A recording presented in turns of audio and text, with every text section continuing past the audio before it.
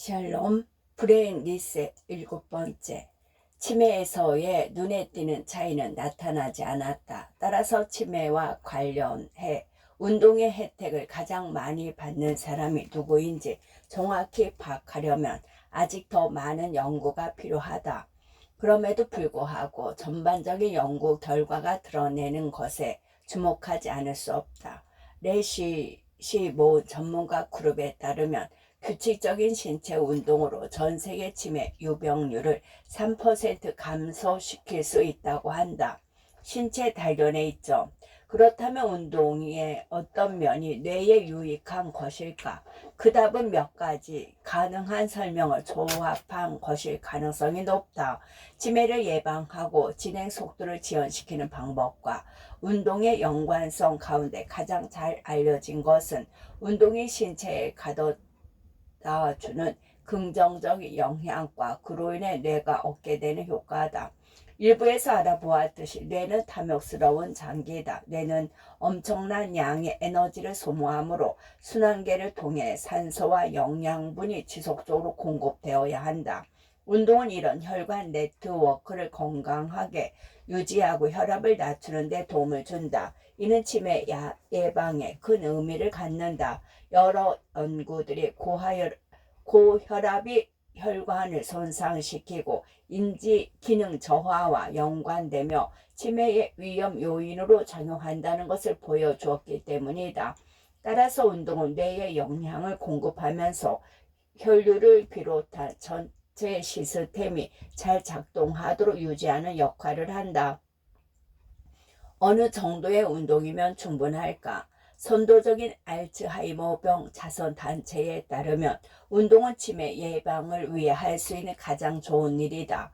그들은 매주 다음 중 하나를 목표로 해야 한다고 권한다. 빠르게 걷기, 자전거 타기, 잔디 깎기 등 중강도의 유산소 운동 150분, 조깅, 빠른 수영, 자전거로 언덕 오르기와 같은 격렬한 유산소 운동 75분, 일주일에 2번 정도는 다음과 같이 힘을 쓰고 근육을 단련하는 저항성 운동을 포함시켜야 한다.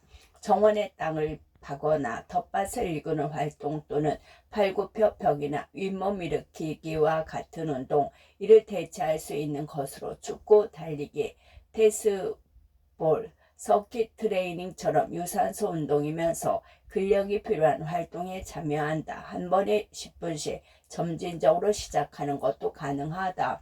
운동은 노년기 치매의 강력한 위험 요인인 당뇨병과 비만의 위험도 줄여준다. 40세의 비만인 경우 치매 위험이 70% 이상 높아지는 것으로 추정되며, 비만인 사람의 뇌 스캔을 살펴보면 뇌의 구조와 기능에 변화가 있는 것을 확인할 수 있다. 이는 중년기에 특히 두드러진다. 운동을 한 노인의 뇌가 실제 나이보다 10년 더 젊어 보인다는 연구와는 반대로 비만인 사람의 뇌 스캔을 살펴보면 뇌가 10년 더 늙어 보일 수 있다. 우리가 선택한 수많은 생활 방식이 그렇듯이 유전자도 뇌를 젊게 유지하는 데 중요한 역할을 하는 것 같다. 2020년에 발표된 연구에 따르면 운동과 식단이 쌍둥이의 뇌에 미치는 영향을 조사한 결과 특정 유전자의 존재 여부에 따라 나이가 들어가면서 운동요법이 정신적 능력에 미치는 영향이 달라지는 것으로 드러났다. 이는 좋은 유전자는 뇌를 젊게 유지하는 데 도움이 될 수 있지만 그 효과를 제대로 누리려면 먼저 건강한 식단과 운동 등 올바른 생활 방식을 선택해야 한다는 의미다. 반면 그런 올바른 생활 방식을 선택하더라도 유전적 구성이 적절치 못한 사람들에게는 그 효과가 훨씬 미미할 가능성이 있다. 신경과학자 산드레 툴의 박사가 진행한 이 유전자 연구는 다른 면에서도 주목할 점이 있다. 나이를 먹는 동안 운동이 뇌를 보호할 수 있다는 것이다. 최근까지만 해도 성인은 새로운 뇌세포를 형성할 수 없고 나이가 들면서 뇌세포를 잃기만 한다고 생각해왔다. 하지만 그렇지 않다는 사실이 밝혀졌다. 단 성인의 신경생성은 뇌의 일부 영역에서만 일어나며 가장 중요한 영역은 해마다. 해마는 학습, 감정, 기억의 핵심이며 투레에 따르면 50세가 되었을 때 이 뇌 영역은 태어날 때 가지고 있던 모든 뉴런이 교체된 상태가 된다고 한다. 투레를 비롯한 연구자들은 이런 새로운 뉴런이 기억과 학습에 중요한 역할을 하며 이런 새로운 세포의 성장을 촉진하는 핵심적인 방법 중 하나가 운동이며 무엇을 먹는가도 중요하다는 것을 발견했다. 또한 운동은 염증을 줄이고 활성산소에 의한 세포와 조직의 손상을 감소시키는데 이 두 가지 작용 모두 베타 아밀로이드 축적을 줄일 수 있다. 마지막으로 호르몬도 관여할 수 있다. 알츠하이머병 환자는 운동할 때 근육에 의해 생성되는 이리신이라는 호르몬 수치를 낮은 경우가 많다. 2019년 질을 대상으로 한 연구는 이 호르몬의 차단이 기억력과 학습의 문제를 유발하며 이런 문제는 이리신 호르몬을 다시 주입하며 해결된다는 것을 발견했다. 따라서 언젠가는 약을 복용해 인위적으로 이 호르몬을 증가시켜 노력 없이 운동의 이점을 얻는 것이 가능할지도 모른다. 현재로서는 더 많은 연구가 이루어져야만 정확히 어떤 일이 일어나고 있는지 파악할 수 있으며 운동의 이점을 얻는 가장 좋은 방법은 역시 운동을 하는 것이다. 치매 위험을 줄이는 운동 전략. 그렇다면 어떤 종류의 운동이 가장 좋은지 얼마나 해야 하는지의 문제가 남는다. 뇌로 혈액을 퍼올리려 한다면 유산소 운동이 핵심인 듯하며 앞에서 제시한 메타 분석 결과에서 보았듯이 이는 빠르게 걷거나 잔디를 깎는 등의 저강도 운동으로도 충분하다. 하지만 더 높은 강도로 운동하는 것이 좋다는 단서들이 있다. 스웨덴 여성을 대상으로 한 연구는 중년기에 신체적으로 더 건강한 사람들의 경우 이후 노화와 관련된 기억력 감퇴가 확연히 더디게 진행된다는 것을 발견했다. 이 연구에서는 고정식 자전거를 이용해 중년 여성들의 심폐체력을 측정하고 40년이 지난 뒤 추적 관찰을 진행했다. 그 결과 체력 수준이 높은 것으로 평가된 사람들은 중간 정도의 체력을 가진 사람들에 비해 치매 발병 시점이 평균 9년 반 정도 늦춰졌다. 운동의 목표가 무엇이든 운동을 지속하는 핵심은 즐거우면서도 심장을 펌프질하게 만들어 운동을 찾는 것이다. 그리고 가능한 빨리 시작해야 한다. 운동을 시작하면 즉각적으로 정신이 더 명료해지는 효과를 얻을 뿐 아니라 미래의 당신이 현재의 당신에게 고마워하게 될 것이다. 치매 위험을 줄이기 위해 당장 실천할 수 있는 10가지 행동은 첫째, 담배를 피우지 않는다. 담배를 피운다면 금연을 시도한다. 늦게라도 담배를 끊는다면 치매 위험을 줄일 수 있다. 두 번째, 뇌에 도전이 되는 일이나 취미를 찾는다. 인지적으로 도전적인 일을 하는 사람은 은퇴 전 인지 기능 저하가 덜한 경향이 있으며 은퇴 연령이 빠른 국가들의 경우 해당 연령층에서 더 큰 폭의 인지 기능 저하가 발견되었다. 세 번째, 운동을 규칙적으로 한다. 규칙적인 운동은 비만과 당뇨병의 위험을 낮춤으로써 치매를 예방하며 새로운 뇌세포의 성장에 도움을 줄 수 있다. 네 번째, 사람들과 자주 만난다. 사회적 접촉은 인지 예비능, 뇌 손상이나 기능 저하로부터 기존 기억을 보존하려는 뇌의 특성을 증가시킨다. 노화가 뇌에 미치는 영향에 대비하는 일종의 완충제를 늘리는 것이다. 다섯 번째, 알코올 섭취를 줄인다. 알코올과 치매의 연관성에 대해 알려진 것은 이미 수십 년 전의 일이다. 알코올은 주당 21유니에 한해야 한다. 혈압을 낮게 유지한다. 고혈압 치료제는 치매 예방에 효과가 있다고 알려진 유일한 약물이다. 머리에 부상을 입지 않도록 노력한다. 뇌진탕을 비롯해 자동차 사고나 접촉 스포츠 등으로 인한 모든 뇌 손상은 치매의 위험을 높인다. 여덟 번째, 필요할 때는 보청기를 착용한다. 청력 손실은 인지 기능 저하와 밀접한 관련이 있지만 이는 보청기를 착용하지 않은 사람들에게만 해당된다. 아홉 번째, 몸에 좋은 식단을 유지한다. 세계보건기구는 치매 예방에 도움이 될 수 있는 식단으로 지중해식 식당을 권한다. 10번째, 가능한 한 대기오염을 피한다. 대기오염은 치매에 일부 관여하는 것으로 보인다. 이는 아마도 뇌로 가는 혈관을 손상시키거나 다른 심혈관 문제를 유발하기 때문일 것이다. 12장, 운동으로 만드는 스마트한 뇌.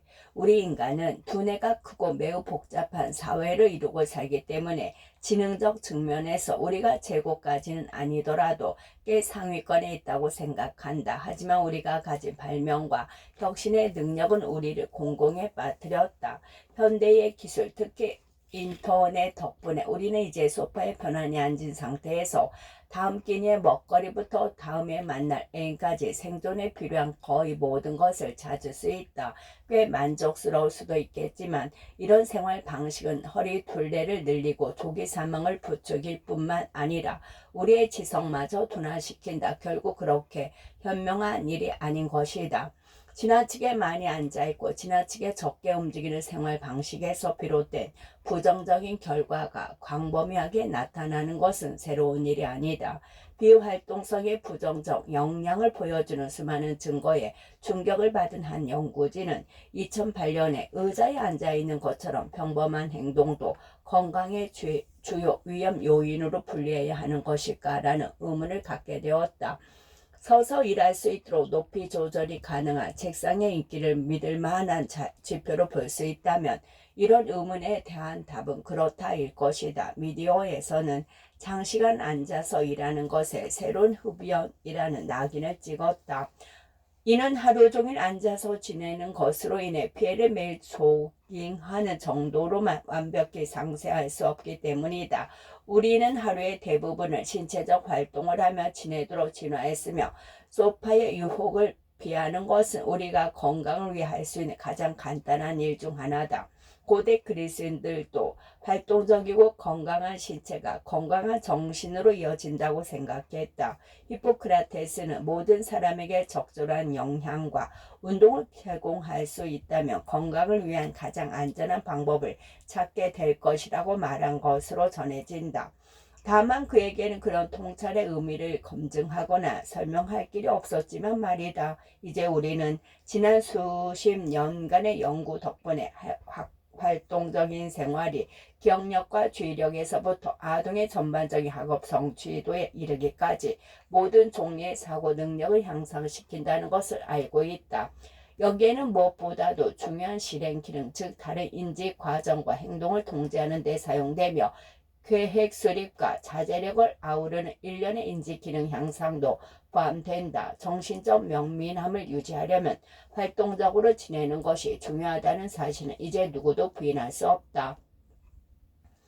후성 유전적 변화. 지난 20년 동안 우리는 환경이 유전자에 큰 영향을 줄 수 있다는 것을 깨달았다. 환경이 유전자 코드 자체까지 바꾸는 것은 아니다. 그러나 특정 유전자의 스위치를 켜거나 꺼서 작동 방식을 변화시킬 수는 있다. 후성 유전적이라는 이런 변화는 생활습관 선택으로 일어날 수 있으며 오랫동안 지속되어 온 유전자 대 환경 논쟁에서 고려해야 할 또 다른 측면을 제공했다. 뇌와 관련해서는 이런 방식의 유전자 활동 변화가 뇌 기소성, 뇌 기능, 새로운 뇌세포의 성장에 영향을 미칠 수 있다는 한 이론은 운동 유전자 작동 방식에 이런 유형의 변화를 일으켜 뇌 기능에 영향을 미칠 수 있다고 주장한다.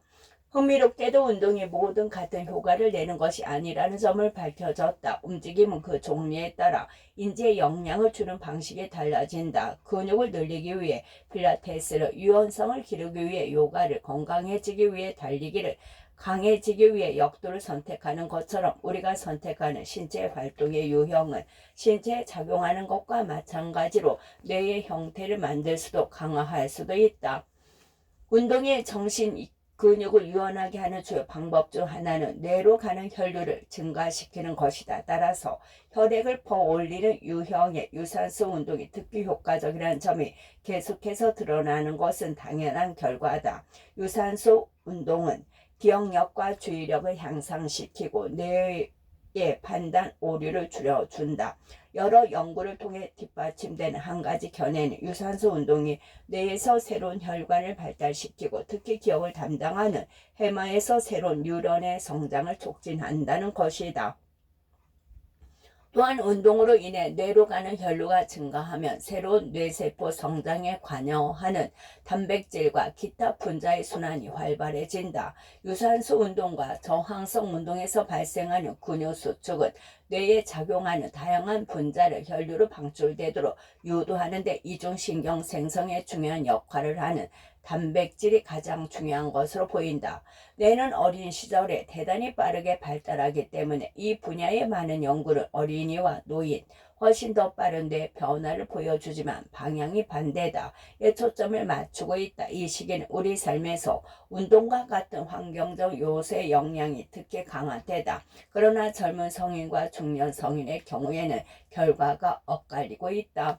학령기 만 5세에서 13세에는 뇌가 빠르게 발달하며 행동 통제, 멀티태스킹, 집중력을 키우는 회로를 형성한다. 이 시기 뇌는 신체 활동에 특히 민감하며 많은 연구에서 학령기 아동의 활동성이 학업 성취도와 인지 기능 향상에 큰 영향을 미친다는 점을 확인할 수 있다. 비활동적이고 체력이 부족한 아동은 표지인지 테스트와 학업 성취에서 낮은 점수를 기록한다. 반면 단발성이든 규칙적인 운동은 아동의 학업 성취도, 인지기능, 주의력을 개선하는 것으로 나타났다. 운동은 아이들의 뇌도 변화시킨다. 건강한 아이들일수록 정보 처리나 관계 기억, 연관성을 형성하는 것과 관련된 기억 유형, 예를 들어 일주일 전에 만난 사람의 얼굴을 알아보고 그의 이름을 기억하는 동시에 무슨 이야기를 나눴는지, 그를 어디에서 만났는지 기억하는 거에 관여하는 뇌 영역이 든 경우가 많다. 활발한 신체 활동은 아이들의 지각력, 창의력, 수학 및 언어 능력도 향상시키며 운동은 주의력 결핍과 과잉 행동 장애가 있는 아이들의 인지 능력 향상에도 도움을 줄 수 있다. 이 모든 것이 학교 수업 과정에 운동을 포함시키는 것이 얼마나 중요한지 보여주는 증거다. 수업 중간에 활기를 북돋는 신체 활동을 10분 정도 하면 이후 학생들은 집중력이 높아지고 실수도 적게 한다. 그러나 이런 명확한 혜택에도 불구하고 많은 아이들이 일일 운동량 기준을 채우지 못하고 있다. 인지능력 강화를 위한 저항성 운동, 성인의 경우 저항성 운동, 근력 및 근지구력 향상을 위해 신체 밴드, 덤벨이나 바벨 등의 기구, 머신 등의 중량을 활용하여 근육의 이완과 수축을 반복하는 운동은 명민함을 유지하기 위한 좋은 선택이 될 수 있다. 저항성 운동은 뇌세포를 생성하고 뇌세포의 시냅스 간 소통을 돕는 뇌내 단백질의 분비를 촉진한다 뿐만 아니라 인슐린 유사 성장, 인자라는 분자의 방출도 자극하는데 이는 뉴런의 성장과 생존을 돕고 인지 기능을 원활하게 하는 데도 관여한다. 저항성 운동은 실행 기능 향상과 관련된 뇌의 변화도 이끌어낸다.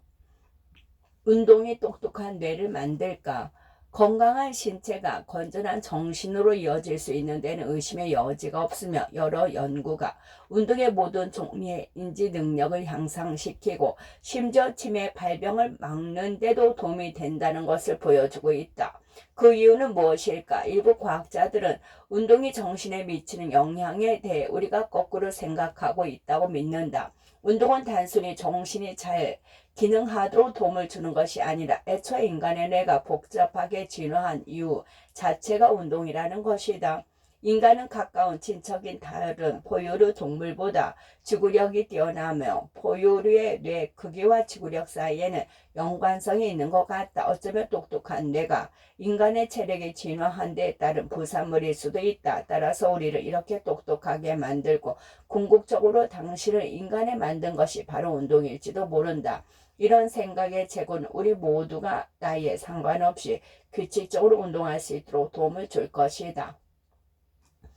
바벨 운동을 젊은이들의 전유물로 생각하는 것은 실수다. 경도 인지 장애로 인해 알츠하이머병 발병 위험이 있는 여성 노인들을 대상으로 일주일에 2번씩 6개월간 저항성 운동을 하게 한 후 주의력 및 기억력 테스트를 실시한 결과 유산소 운동이나 스트레칭을 한 사람들보다 더 높은 점수를 받았다. 전반적인 근력을 나타내는 척도인 악력, 손으로 쥐는 힘의 향상은 65세 이상의 사람들에게서 기억력과 반응 속도를 개선하는 것은 물론 공간 지각력과 언어 인지 능력을 높이며 주의력과 추론 능력도 개선할 수 있는 것으로 드러났다. 실제로 근육이 정신에 미치는 영향은 대단히 강력해서 근력의 인지 기능 저하의 예측 변수로 활용할 수 있을 정도다. 악력이 떨어지면 사고력도 그 뒤를 따를 가능성이 높다. 다행히도 저항성 운동으로 개선된 부분들은 대개 훈련 기간이 끝난 후 1년 이상 지속된다. 게다가 고 헬스장에서 덤벨이나 바벨을 들어야 근력을 키울 수 있는 것은 아니다. 팔굽혀 펴기와 스쿼트 등 자신의 체중에 맞서는 운동만이라도 충분하다. 내 훈련에 필요한 운동량은 어느 정도일까? 노인 대상 연구들을 분석한 설득력 있는 리뷰에 따르면 최소 6개월 이상 45분에서 1시간 동안 지속하는 운동이 인지 능력에 가장 유익한 것으로 드러났다. 한 번의 고강도 운동으로 최대 인지적 효과를 얻으려면 10일에서 20분이 적당하다. 그 이상 운동을 해도 효과가 더 커지지는 않는 것으로 보인다. 운동을 10분간 인지 능력이 일시적으로 감소하므로 뇌 강화를 위한 운동을 했다면 10분 정도 회복한 뒤 다른 일에 착수하는 것이 좋다. 지금으로서는 이것이 최선의 조언이지만 아직은 뇌와 정신에 가장 좋은 운동의 양을 알지 못하므로 이런 연구 결과는 약간의 애누리에서 받아들여야 한다. 분명한 것은 의자에 장시간 앉아 있는 것을 피해야 한다는 점이다. 이를 실천하는 한 가지 방법은 좀 더 활동적으로 앉아있는 방법을 찾는 것이다. 인류의 진화 방식을 잘 보여주는 수렵 채집 사회에서는 하루에 몇 시간씩 다리 근육과 코어 근육을 사용하는 스쿼트 자세로 휴식을 취했다. 그러니 이 부분의 나머지 내용은 스쿼트 자세를 취한 채 읽어보는 것도 좋다. 그런 방법을 사용할 수 없는 경우라면 규칙적으로 일어서도록 한다. 최적의 효과를 위해서는 몸과 뇌를 다방면에 걸쳐 운동시키는 다양한 활동을 선택하는 것이 좋다. 최고의 두뇌 향상을 위한 운동 해킹.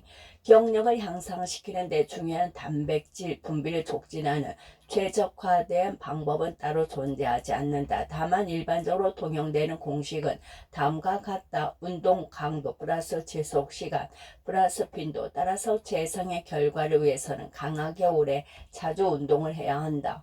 선택이 가능한 경우라면 배드민턴, 축구와 같이 끊임없이 변화하는 환경에 적응해야 하는 개방형 기술 활동을 선택한다.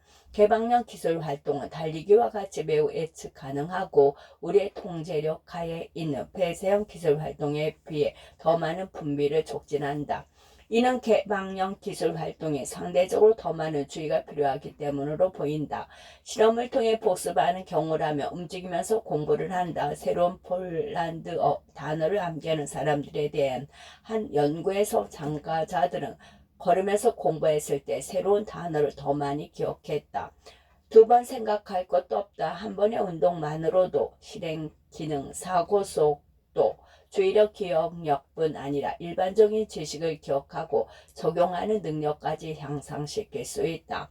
자기 통제가 힘든가 운동에 도움이 될 수 있다 한 연구는 15분 정도의 증강도 운동만으로도 담배에 대한 욕구가 줄어들며 심지어 흡연 충동을 유발하는 뇌 영역의 활동이 약화되는 것을 발견했다. 13장 정신건강을 위한 운동 조언. 아마 지금쯤이면 패턴을 알아차리기 시작했을 것이다. 운동과 내 건강이 밀접하게 연관되어 있다는 것을 말이다.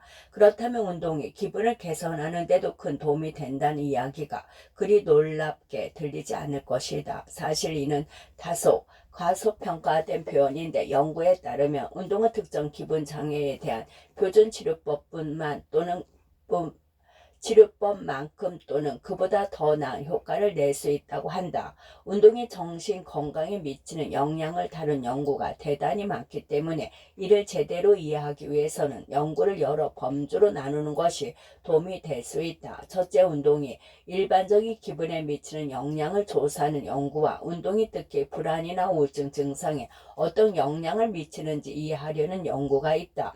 이와 다른 범주로 단 한 번의 운동이 정신 건강에 미치는 영향을 살피는 연구와 더 긴 시간에 걸친 규칙적인 운동의 영향을 조사하는 연구도 있다. 달리 표현하면 한 번의 달리기로 충분할까 아니면 운동에 열의를 갖고 꾸준히 헌신해야 하는 것일까의 문제를 조사한 것이다. 긍정적인 기분을 느끼게 만드는 운동. 일반적인 기분에서 시작하기로 하자. 정신질환과 관계없이 운동이 보다 긍정적인 기분을 느끼는 데 도움을 줄까? 격렬한 운동 후에 느끼는 도취감인 러너스 하이에 대해 들어보았을 것이다. 운동은 몇 시간 동안 더 긍정적인 기분을 느낀다는 상당히 강력한 증거도 존재한다. 하지만 운동과 기분에 대한 많은 연구는 실험실에서 이루어지기 때문에 그 과정이 상당히 인위적일 수 있다는 문제가 뒤따른다. 과학자들이 지켜보는 가운데 실내에서 고정식 자전거를 탄 후에 공원에서 조깅을 한 후에 느끼는 감정은 매우 다를 것이다. 그래서 특별히 사람들이 자연 속에서 운동을 할 때 어떤 느낌을 받는지만을 살핀 연구들에 대한 리뷰가 있다. 이 리뷰 연구는 전반적으로 운동이 긍정적인 감정을 증진하고 사람들이 더 활기차게 느끼도록 하는 것을 발견했다. 운동의 기분 장애에 미치는 영향에 관해서라면 모든 연구 결과가 일치하는 것은 아니다. 청소년의 경우 운동이 그 자체만으로도 또는 다른 치료법과 병행하여 실시했을 때 약하거나 중간 정도의 증상을 보이는 우울증의 효과적인 치료법이 될 수 있다는 강력한 증거가 있다. 그러나 성인의 경우 일부 연구가 엇갈리는 결과를 내놓고 있다. 또한 이런 효과를 얻기 위해 운동을 얼마나 많이 해야 하는지에 대해서도 의문이 있다. 많은 연구가 운동량이 많을수록 좋다고 말하지만 이들 연구 대부분은 규모가 작아서 그에 대해 확실한 결론을 내리기 어렵고 마찬가지로 여러 종류의 운동이 가장 좋은지 판단하기도 힘들다. 이런 문제가 중요한 것은 운동이 정신 건강에 도움이 된다고 말하며 자신에게 맞는 운동을 자유롭게 선택하라고 권하는 것과 정해진 기간 동안 특정한 운동을 처방받아야 효과를 볼 수 있다고 말하는 것은 완전히 다른 문제이기 때문이다. 이 문제를 이렇게 표현할 수도 있다. 운동은 만병통치 약인가 아니면 약처럼 사람마다 특정 유형의 운동을 정확한 용량으로 처방받아야 하는 것인가? 이 모든 질문에 대한 진상을 규명하기 위해 2018년 영국 오스퍼드 대학교 오스퍼드 인간 뇌활동센터의 세미 체크 루트는 그의 동료들은 이 주제에 관한 역사상 가장 큰 규모의 연구를 실시했다. 이들은 미국 질병통제예방센터에서 정기적으로 실시하는 전화 설문조사를 통해 수년에 걸쳐 수집한 미국 전역 120만 명에 대한 정보를 분석했다. 이 설문조사는 운동습관뿐만 아니라 나이, 인종, 성별은 물론 우울증을 앓는 적이 있는지를 비롯한 신체적, 정신적 건강 상태까지 많은 것들을 질문했다. 이는 연구진이 운동의 우울증에 미치는 영향을 비교하고 우울증에 영향을 미칠 수 있는 다른 요인들도 고려할 수 있었다는 것을 의미한다. 참가자들은 지난 한 달 동안 우울증, 스트레스, 저조한 기분 등 정신 건강이 좋지 않았던 날이 며칠이었는지 구체적인 질문을 받았다. 운동이 우울증과 불안 장애에 미치는 영향. 체크 루트와 동료들은 믿기 힘든 결과를 발견했다. 운동을 하지 않는 사람들에 비해 운동을 한 사람들은 지난 한 달 동안 정신 건강이 좋지 않았던 날이 43% 적었으며 그 효과는 이전에 우울증 진단을 받았던 사람들의 경우에 더 컸다.